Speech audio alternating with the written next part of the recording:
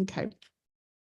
I would like to now open public comment to anyone who would like to address the committee regarding any topic listed in the published meeting agenda for the current and immediately preceding month. If you wish to speak and have not already done so, please either raise your virtual hand or press *9 on your phone. During this time, committee will not offer direct comments or responses. However, if you would like to be contacted regarding your public comment, please email the board office at rtd.boardoffice@rtd-denver.com. Mr. Kroll, are there any hands raised for public comment? Hi, Committee Chair Catlin. This is Jack Kroll, Executive Manager of the Board Office. At this moment in time, we have no one present who has indicated a desire to provide public comment. Okay, so I will now close the public comment period.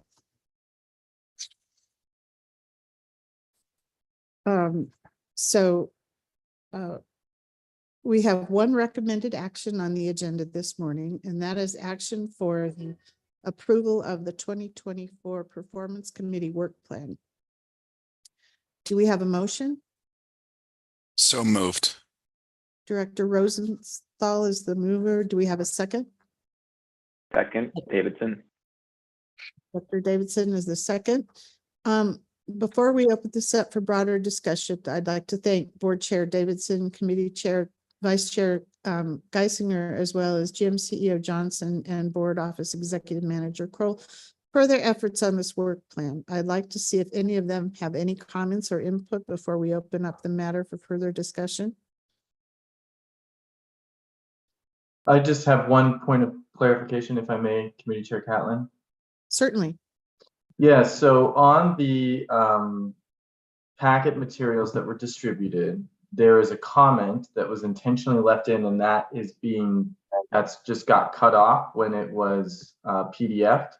But there was a comment on page 7 of the packet indicating that due to the timing of the customer excellence and community value survey results and the work that needs to occur to get those ready, there's actually a second October meeting date that's being held for 10/21, and there's potential for those survey results to be presented at that date.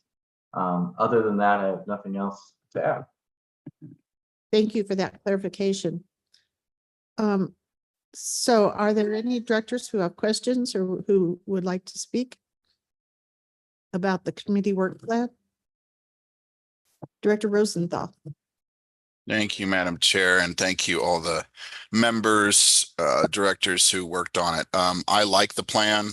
I think it's a good sort of path forward. I especially like the parts about the agency and director check-in. I think that's something we've talked about in the past, that it's important for us to have regular check-ins between us and the general manager, CEO, and her staff to really, well, it's really with the GM CEO, but it is something to where we can, keep those communication open, to we can, have a good exchange of ideas and perspectives and feedback, so that we can keep the agency working at tip-top shape.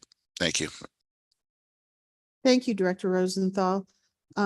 Any other directors have comments on the work plan?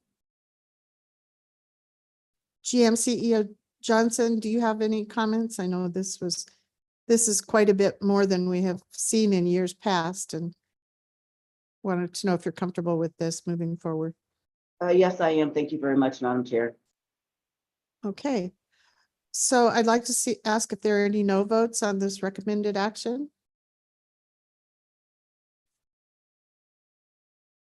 Seeing none, the vote is unanimous for passage of the committee work plan. So moving on to other matters.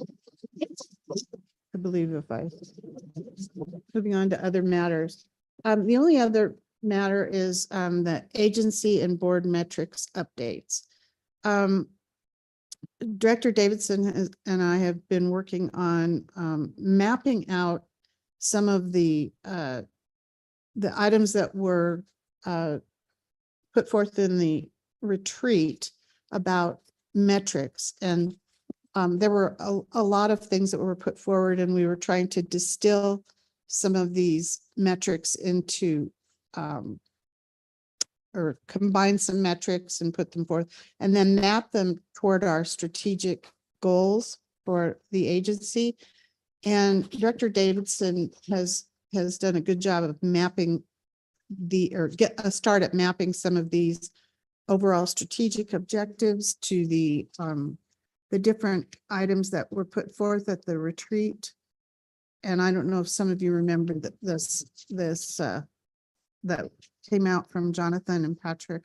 So I'm going to turn the floor over to Director Davidson just to outline the concept of how this has been mapped and see if we're on the right track. Do you mind taking this? No, not at all. Thank you, Madam Chair. And, certainly I think we're very much in the work in progress phase. So this represents a good opportunity for everybody to weigh in and make sure this is headed the right direction. And then I think the idea would be to put forward some proposed metrics.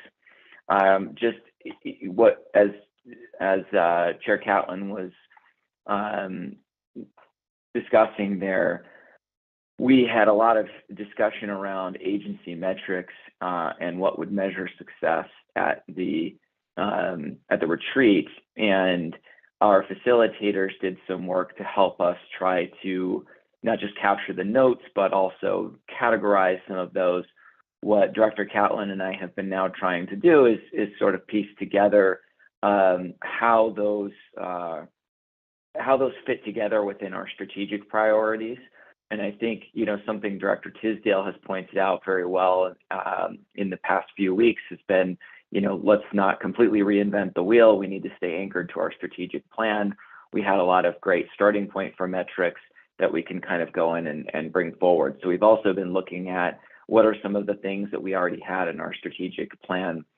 What is work in progress at this phase, and I'm interested to hear, just make sure that we've captured the right categories here. The strategic priorities, the 4 strategic priorities of customer excellence, community value, employee ownership, and financial success, I think still represent the focus of the agency and what it is that we're looking to measure.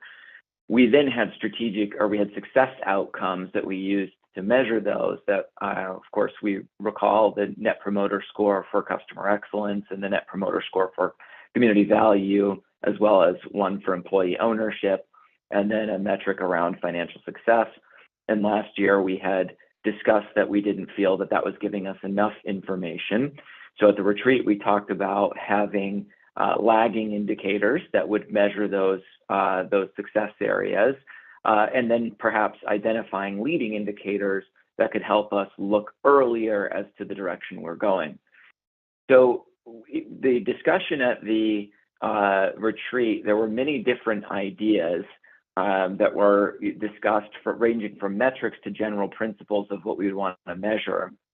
And some of the categories of those metrics, or those KPI categories, I would call them, really came down to the notes I have here are service delivery, customer satisfaction, customer personal security, system safety, partnership / community engagement, employee personal security, employee satisfaction, financial efficiency, and financial stewardship. So the work last week, I was working with Director Catlin to try to arrange some of this and put forward an idea that perhaps we say, let's take some of the categories that we discussed at the retreat and align them with our strategic priorities. So let me start just from customer excellence, for example. So if we were to measure customer excellence, within there, I think service delivery, how effectively are we meeting the needs of the customer, customer satisfaction, and customer personal security are categories that were discussed at the retreat that probably fit well into customer excellence. And so that's where perhaps, as we discussed at the retreat, we could be looking at a lagging indicator of what our on-time performance is by mode of transportation. And we talked about leading indicators that might fall out of that around, for example, our staffing levels versus what's budgeted in terms of staffing levels. Revenue service hours is another thing that we discussed as potentially a lagging indicator, and things that might fit into that. Then in the area of community value, it seems to me that system safety or our mechanical safety, as well as the discussions we had around partnership and engagement with our community, would fit into that. This is areas where we talked about things that we would report to NTD, such as preventable accidents per 100,000 miles as a lagging. And we had some discussion around what might lead into that. Partnership, we had some discussion around wanting to look at the total partner funds that are unlocked with our partnership program as a lagging indicator. Perhaps leading indicators could be applications and the like. Then in the area of employee ownership, I had put forward the idea that the discussions we had around employee satisfaction and employee personal security would potentially fit into that. And in the area of financial success, this is where I think the categories of financial efficiency, when we were talking about metrics such as operating expenses per unlinked passenger trip, as well as financial stewardship, we had some discussion around budget variability, would likely fit. I think that we could take a look at in a proposal is actually our Net Promoter Score, which we're still measuring, is largely a lagging indicator in some of these areas. So for example, in the customer excellence area, I don't know that we would get rid of our Net Promoter Score from a customer excellence standpoint. I think measuring it still is valuable and helpful, but perhaps we throw some other additional lagging indicators on the board, like our on-time performance and our revenue service hours and service availability and so forth, and identify leading indicators that tell us that we're on track. So this is not final. I would, certainly like the opportunity to continue to work with the chair of the committee, Catlin, and vice chair of the committee, Geisinger, and hear from committee members here, and certainly engage with our general manager and CEO on the intersection between her performance and agency performance and board performance, and identify all of these KPIs. But the effort that's underway, just to summarize, is catching all of those things that were discussed at the retreat, trying to categorize those, and then try to fit those categories into our strategic priorities so we can create a very logical plan. So that's the state that we're at right now that I've been engaging with Director Catlin on, and I'll yield the floor back to Chair Catlin for questions, discussion, and I'm happy to help take notes and continue to try to categorize things. Thank you, Chair Davidson. So this, as he mentioned, is a work in progress. And I think what I would like to propose is that we flesh out a few more details on this, what is now a spreadsheet. And then Director Geisinger and I had a conversation over the weekend, and there were a couple of other lagging indicators that we think we might want to add, such as a number of dropped runs and our progress toward the system optimization plan. And then we have a customer Net Promoter Score, but we kind of threw around the idea of putting in a community Net Promoter Score as well, because those aren't necessarily the same, and that could be in the category of partnerships. And then as we move forward with this concept, if you are all in agreement that this is the right path forward, we would like to put some actual numbers to some of these metrics, and just kind of hone in on what those numbers might be. So those are my thoughts, and I really want to thank Director Davidson for organizing this in a way that made sense to me.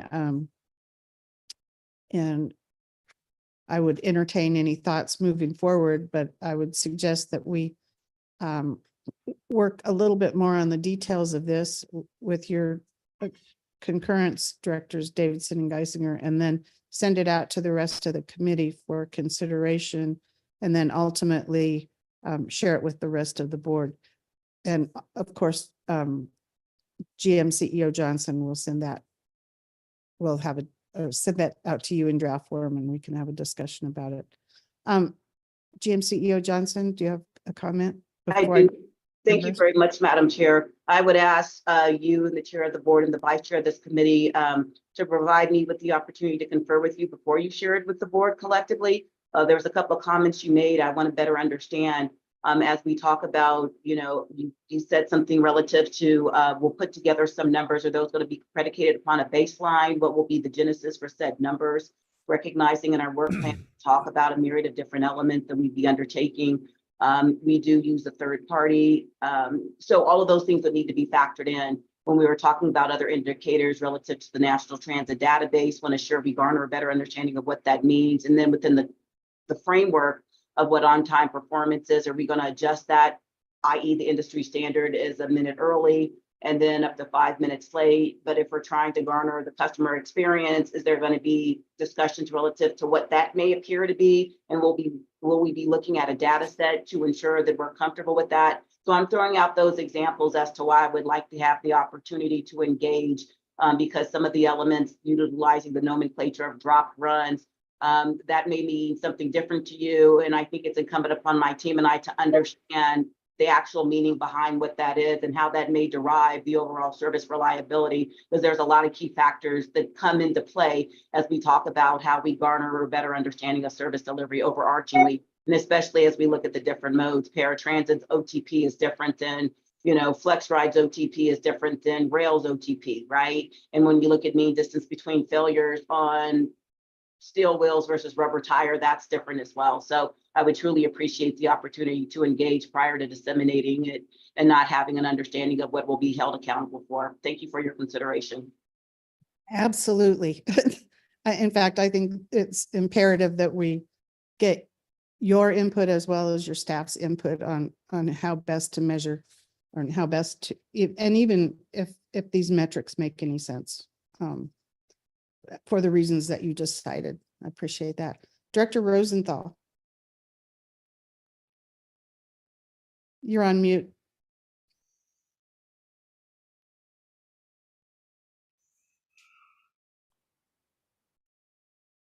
You're not on mute, but we, for whatever reason, can't hear you, Director Rosenthal. Can you hear me? Can you hear me now? Yes. Okay. I'm curious about some of the financial metrics that we'll be using to assist us in evaluating the performance of the general manager, CEO. Particularly, we need to make sure we include things that are going well, things like how our credit rating has increased to AAA and that sort of thing. That's good news. Okay. I guess I want to distinguish here, and Director Davidson, maybe you can add. We have our general manager CEO performance, and a lot of that is based on the short-term goals that, the red box. And what we're talking about here and trying to develop is our metrics for the agency. And we'll do that collaboratively with Ms. Johnson and her staff. But so there's two separate things that we're looking at. And I appreciate, Director Rosenthal, your comments. I just want to make sure that this committee is mindful of the fact that we have two separate tracks, and what we're talking about right now is the agency metrics. So Director Davidson, did you want to respond to that, or should I call on Director Lewis? Okay, Director Lewis, please. Yes, I just wanted to comment when we're setting up metrics and guidelines to make sure we include Access-a-Ride. I was glad to hear Ms. Johnson mention that. It definitely is a different animal, and sometimes we just focus on the train and the bus. So glad to hear that, and it definitely needs to be looked into. Thank you. Thank you for that comment. Director Davidson. Yeah, thank you, Chair Catlin. I did just want to touch on a related topic to Director Rosenthal's comments. I often think about these metrics in the question format, like we talked about at the retreat. So, when we're thinking about service delivery or even customer satisfaction for that matter, is RTD meeting the needs of the customer? And on the financial area, I think, and thank you, Director Catlin, completely aligned with the idea that, we have our general manager and CEO performance evaluation criteria that we selected and for the year, and that we're looking at agency performance. I think, one of the financial questions that comes to mind is RTD a good steward of taxpayer dollars? Is it or is it not? And how do you answer that? And I just wanted to mention that I was literally speaking at an event last week and had a member of the public ask me almost exactly that question after talking, and came up to me and asked the question, how do we know, whether RTD is using its investment well? And I think those are the metrics that, those are things we'd want to be able to point to say, just to very factually answer, this is the cost of operating service, this is the revenue that we take in for that, and having succinct ways of articulating that, as well as articulating improvements in area of the budget and so forth from a board and from an agency standpoint. So I just wanted to highlight that I think it's interesting to frame it in those questions, and is RTD a good steward of taxpayer dollars was the one we directionally talked about at the retreat, and that was literally asked for me almost verbatim by a taxpayer just last week. Thank you, Director Davidson. As we look at a path forward, it's clear that this is a work in progress, and we, I think, need to arrange a meeting with GM CEO Johnson and her staff to kind of flesh some of these things out so that they make sense from an agency performance perspective. Director Geisinger. Thank you. Just hearing Director Davidson's comment about how we're using money. We used to, actually, Jeff Becker, before he retired, used to do a chart that was a family of services chart, and it showed by route, not every route maybe, but how many boardings there were. I can't remember if it was per day or per hour, and what our subsidy was per each route. And I thought that was a really helpful tool to show people what where our money's going, where people are riding our services, that sort of thing. So I'm wondering if we have something like that. And I see Ms. Johnson's raised her hand. Go ahead, Ms. Johnson. Would you like to? Yes, I would. Thank you so much. And if my memory serves, I asked this question before. Jeff Becker was an individual that was in service planning, if that's my recollection. I think so. When he was here. So with that being said, Director Tisdale and I had an email exchange, and I raised the issue because while you can showcase per subsidy what's happening on the rubber tire fleet and the steel wheel fleet, to the point that Director Lewis raised, it doesn't capture what we're expending to subsidize paratransit services, nor people utilizing park and ride lot services. So it clearly doesn't give you a global understanding of what's happening. Just about 2 months ago, I had the opportunity to go to a study session in the town of Parker, and this conversation ensued. And when I was preparing for said meeting, I did some reconnaissance and found out that within the town of Parker, where they talk about they only have the P bus or Route 428, there's nearly 10,000 people registered in that community using paratransit services. And then on the flip side of it, you have people using park and ride services to garner access to light rail. So that's why I want us to have a more in-depth conversation, because what I have garnered, and I see Mr. McLeod is on this call as well, he and I were having this conversation collectively because it really does not showcase what we're providing from a service delivery option, because it's very limited with just traditional modes and doesn't encapsulate our true demographic as it relates to those that are utilizing the varying mobility services that the agency provides. So I would encourage you all to take that into consideration. Hence, that's why I believe it's paramount that we engage in a dialogue about what might be optimal to actually capture agency performance. Because if we went solely with what's happening on the rubber tire or the steel wheels, we would be missing a myriad of different other elements in reference to what we're contributing to from a taxpayer vantage point. Thank you. Thank Thank you, Madam Chair. Yes, go ahead. Yeah, no, that's a really good point. But it's something along those lines. Maybe I guess what I'm thinking of is you know, something that achieves the current desire for more transparency, that by pulling it apart like that could be the dashboard that I know your team is working on. But it did seem like it was not a full picture of all we're providing, but I thought it was a good picture that people could look at and say, oh, you know, I want more service on this bus, but it looks like it's not getting used that well, or, you know, that sort of thing. So I'm not saying we need to look, it needs to be that exact thing, but I think something along those lines that shows what we're spending and how our services are used could be helpful. Madam Chair, if I may, really quickly. Go ahead. Yes, thank you. Thank you, Vice Chair Geisinger. I appreciate that.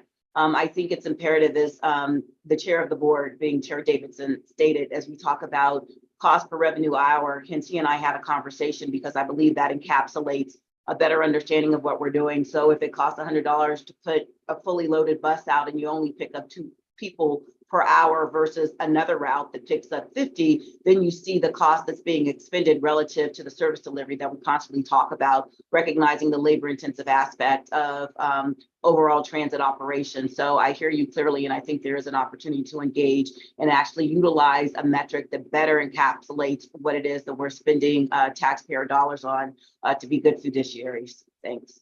Thanks. Thank you, Ms. Johnson. Anything else? Director Geisinger? Thanks.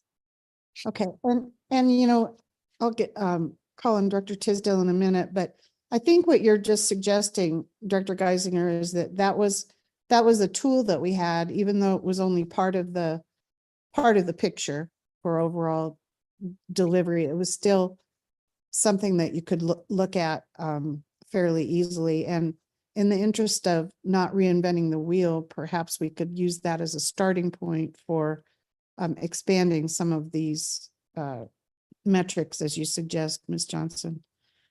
Director Tisdale? Thank you very much, Madam Chair. I have often thought that if you wait long enough, eventually what you were going to say will be said by other people.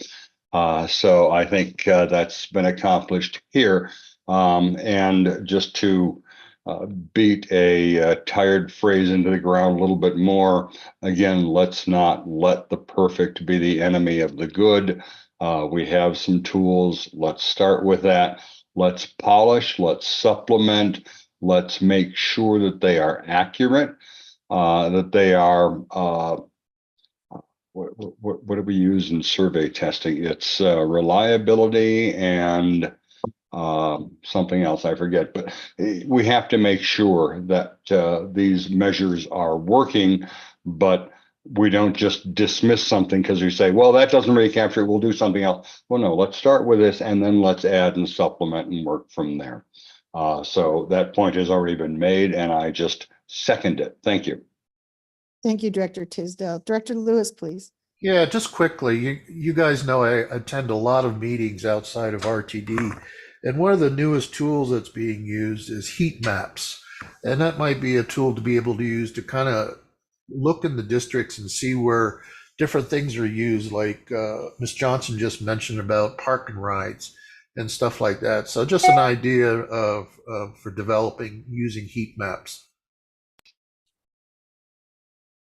Ms. Johnson, do you have a response to that?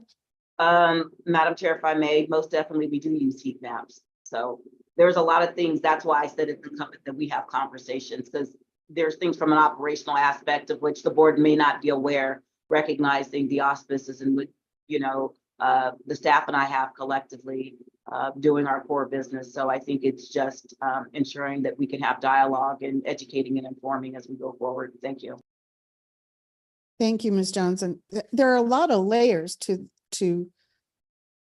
this, and I think what we want to do is keep it at a fairly high level, recognizing that staff will be rolling up this data or these data into broader categories. That's the way I envision it. And I know there's as you dig deep into the agency, there's a lot going on. And I think we want to make sure that we capture it at a fairly high level for ease of communication to our constituents. Director Tisdale? Thank you very much, Madam Chair. I just want to be the first to proclaim publicly my ignorance. I'm not familiar with the acronym HEPAPs. Mr. Lewis, do you want to elaborate on that a little bit? Yeah, it's heat maps. I'm sorry if I didn't pronunciate it correctly, but it's basically using different colors to indicate propensity for different subject matters. So, for instance, as Ms. Johnson mentioned about Parker, there could be a color that indicates a large amount of people using Park and Ride.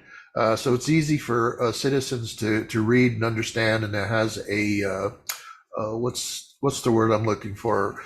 Description of what those colors mean on the picture. A legend. Legend there. Thank you, Ms. Johnson. So that's a good tool to use for the citizens, because like you were saying, Director Tisdale, we don't want to get too, if you get too detailed, and then you start losing citizens' participation and understanding. Does that If I may, Madam Chair, just to add a little more clarification. So basically, a heat map is just a visual representation of where data is collected. So to the point that Mr. Lewis provided, like if there was an abundance of people utilizing, the Park and Ride at 40th and Colorado, then that would be depicted maybe in green or what have you. And you all have seen various presentations in which we have provided where we use legends and we're utilizing the colors, and those could be deemed as a heat map because it could be a chart, it could be a graph. So it could be an actual map, but it doesn't necessarily have to be. It's just different formats and showcasing data. Thank you. Thank you. And we have seen examples of those from your staff. Okay, any other comments from directors? Director Guzman, please. I don't have a comment on this one, but I do have another matter to bring up. So when we're done with this, I can take it, just so you don't.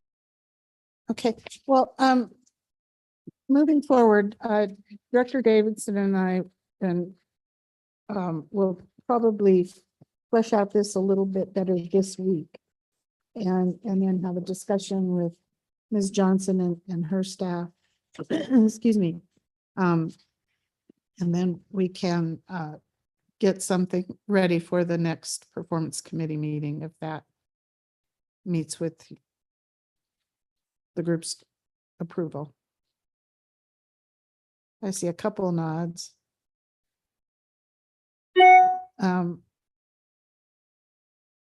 Mr. Kroll, do you have a comment about that? Yeah, the only thing I would add, Committee Chair Catlin, is that this topic of your agency metrics is your main agenda item for your main meeting, according to the work plan you all just approved. So this is coming back to a meeting near you all very soon. Thank you for that reminder. And we do have a little bit of work to do prior to that meeting and to make sure that the committee members have all the information prior to our discussion. Okay. Is that path forward okay with everyone? Okay. So we have other matters. Excuse me. Are there any other matters to discuss? And I believe Director Guzman has another topic to bring up. Yes, thank you. I want to be very careful about how I broach this subject, but I do want to bring it up. We received information that a director was involved in a Quora request, which led to a conversation about the A line and stakeholdering between the directors and DEN being excluded from conversations as stakeholders. I'm not sure the proper way to bring this up and if this is something that would need to be handled under perhaps executive privilege. I'm not sure because it could be a personnel matter, but I want to bring it to the chair's attention that as a director who has half of the A line in my district, I think it's worthy of having a conversation of whether now or later. But we do need to discuss why directors were left out of that conversation and how that agreement came to be, or that understanding came to be, without reading too much into the peripheral view of what I've seen in that conversation. But I do believe we need to have a conversation around that. So I'm bringing that up as part of the performance committee because we need to talk about it. Thank you. Thank you, Director Guzman. I'm going to, I think it was with regard to the study on Pena Boulevard. I, having been at CDOT, this kind of structure for working groups at a staff level, and then having other discussions at more of a board or in that case, commission level, is pretty customary. You at the working group works at a staff level, and typically the elected officials or appointed officials are not involved at that level, but then are provided the information and opportunities to weigh in on policy matters at a different level. So I'm saying that my experience has been that it's not an exclusion, but just a matter of practice and having working groups that are staff driven. So I just wanted to make that observation. I think we can have the discussion, but I just wanted to make a comment about that it's not not a deliberate oversight necessarily, but it is fairly common practice with agencies. I don't know, Direct or Jim, CEO Johnson, would you like to comment on that? Sure. I don't know the ins and outs of what Director Guzman is specifically speaking to, but in generalities, generally, there could be a myriad of different things. I mean, over the course of my career, I've actually led work groups on major capital projects. And basically, I'm dating myself, but when we were looking at a build out of different rail lines, when I worked for the Santa Clara Valley Transportation Authority, specifically had work groups and then worked with the Board of Supervisors at Santa Clara County and members of the San Jose City Council after the fact. We had work groups working in tandem to come up with concepts that would be more or less policy, but not having a clear-cut understanding of what the genesis is. I can just offer that, but more than happy to engage as appropriate to help provide any clarification if there is some misunderstanding about someone being excluded, because I'm not necessarily certain, as I indicated, about the genesis of the comment. Thanks. Certainly, and I was really speaking in generalities, but not that specific one. Excuse me, I would suggest to Board Chair Davidson that we maybe take that up at Executive Committee rather than Performance Committee. Chair Davidson, do you have any comments? Yes, thank you, Chair, and thank you, Secretary Guzman. The issue, I believe, at hand regarding the Colorado Open Records Act request, I was made aware on Friday going into the weekend. I do not have the details at this time, and I thank the General Manager and Committee Chair Catlin for the comments on the working group in general from a practice standpoint of technical staff working at the working group level and board and elected officials working at the policy level. However, not having the details at this time, what I will do is confer with our staff and work with Mr. Kroll through the board office to gather the details that are required for me to then transmit an email to the board, providing a little bit more context to that. And then we can decide what, if any, discussion is appropriate from that point moving forward. So I will get the details on that and then correspond with the full board. Thank you. Thank you, Chair Davidson. I think does that satisfy your concern, Director Guzman? In part, I just want to clarify what I am saying for everybody's edification. On March 1st of 2024, there was a communication sent between a member of Denon and a member of RTD agency that got CORA'd. It's got information in it. It was shared amongst the board members by the director who was involved in that CORA. I'm just concerned because I've been asked to participate in things like the Alameda BRT or the pending West 38th Avenue BRT planning, which is also a working group. And I don't want to get mired down in things that don't belong to the board any more than any other director does. But as an elected official who represents an area that this particular working group it could affect or could participate in that conversation as a representative of the community, there should be an opportunity to participate in that conversation, in my humble opinion, in as far as it's necessary, right? I don't need to worry about whether we're adding another lane to Pena Boulevard or not, but this directly relates to transit along the Pena Boulevard corridor between Denver and Denver International Airport. That said, to exclude any public official from a conversation seems a little questionable to me.